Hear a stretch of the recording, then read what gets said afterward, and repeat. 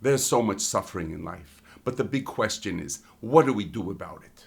In this video, I want to give you a little help so that you can reduce the level of your suffering, the level of your emotional stress and tension in order to have a better life. Hi guys, my name is Eddie Lindenbaum, and I'm the owner and founder of Eddie for Life Coaching and Consulting. For over 40 years, I've been a successful entrepreneur. Today, I blend my years of entrepreneurship, being a businessman, together with a lifetime in the martial arts, as well as being more than 2 decades in the spiritual practice. I do that in order to give value to the world, hoping that maybe I can give you something of value, so that will change your life for the better. You can be happier and more successful in everything that you do. So let's get into it.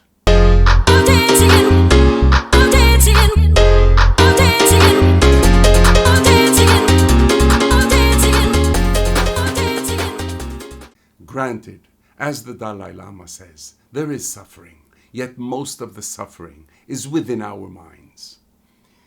What does he mean by that?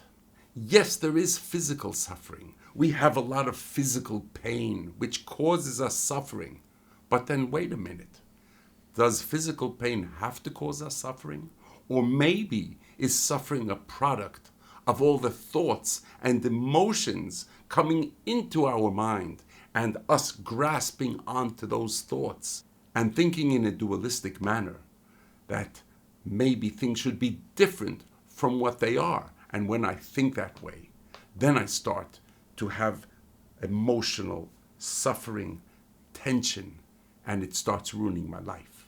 Most of us were constantly bombarded by our minds and the thoughts coming up within our minds. We should be better than we are. We should be happier. We should be wealthier, richer. We should have a better job. We should look better. We should be thinner, heavier, muscular, more whatever. I don't know. Our mind is built in a way that it keeps comparing things to another. Why is that? Because in prehistoric times, and we were born with an amygdala in the back of our brain. And that amygdala, its function is to keep us alive, help us survive. So it's constantly comparing what's out of the ordinary. Is it danger? And what is out of the ordinary in those days, growing up in tribes in nature, was usually so dangerous that it might cost us our life. The problem is when we start believing our thoughts, how we should be, how we could have been. And we sit there and we live in this movie. We live in the cinema of how we should be, how we should have been, how we could have been. We start comparing ourselves to others, to our family, to our friends, to people on the street, and to people on the social media platforms. How everybody is so successful and we're not. How everybody is so good looking, but we're not. How everybody is so wealthy, but we're not. But is this really the case? Is everybody so better than what we are? That's only the product of our imagination. In other words, thoughts float up within our mind. We grasp upon those thoughts, how we should have been or should be or could have been, and we start believing those thoughts, and then we start living in a dream. And it's a nightmare, not really a dream, because we start believing those thoughts. And what happens is we start living in a fake world of our own thoughts and imaginations. And that's when we start to suffer, because there's always a gap between how we think we should be or should have been and how we are. Within that gap, that's where the suffering arises and starts breeding and starts taking over our lives. So, great, Eddie. You explained a lot of the cause of the suffering. What do you do about it? That is the trick, my friends. And for more than 20 years, I've been practicing my own spiritual path in order to train my mind. You can do it with meditation and learning and going deep and all kinds of ways. And any path to the top of the mountain is a great path as long as you get to the top of the mountain. You can do the winding road going slowly up the mountain. You can do it going zigzagging up, which is tougher. but it gets you there faster. And you can shoot a rocket to the top of the mountain in the mystical way of understanding the nature of mind. When you understand the nature of mind and you start understanding your thoughts, you are constantly aware, like a reporter, of what's going on within this person, within, in my case, this thing that we call Eddie, or I call Eddie, or other people call Eddie. What's going on with him?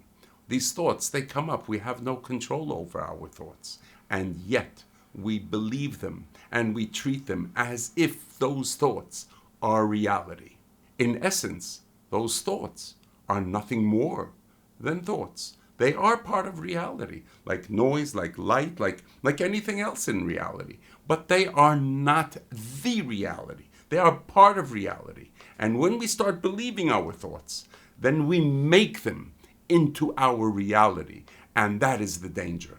Because when we make those thoughts into reality, and we start believing how we should be or could have been or should have been, then we start feeling terrible and we start ruining our lives.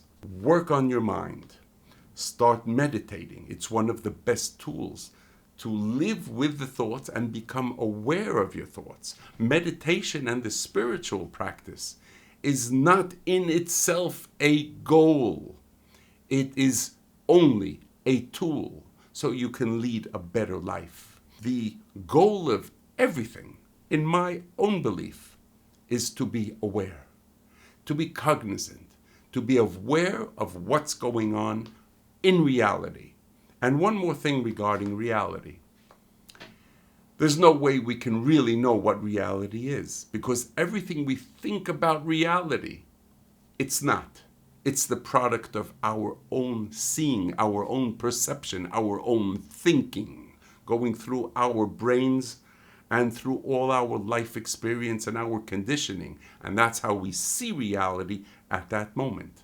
So whatever we think reality is, it's not. Yes, I know that sounds very Zen-y, and yes, I am deep into Zen and the Japanese Zen and the Chinese Tao and the Tibetan Mahamudra and the Dzogchen, which are the more mystical paths of training the mind. And yet, we cannot know truly reality, yet we can know what reality isn't. And maybe that's enough, because whatever I think reality is, it's not. And then we keep an open mind, becoming open to whatever is going on. And by doing that, we will act more relevantly in life. We will deal with what is and not what we think is going on. How does that make us happier? I'll tell you. The moment somebody starts coming at you and starts insulting you, right away our emotions come up to the surface. We have these thoughts. That son of a bitch shouldn't talk to me that way. She should never say these things about me. They shouldn't talk to me in that manner.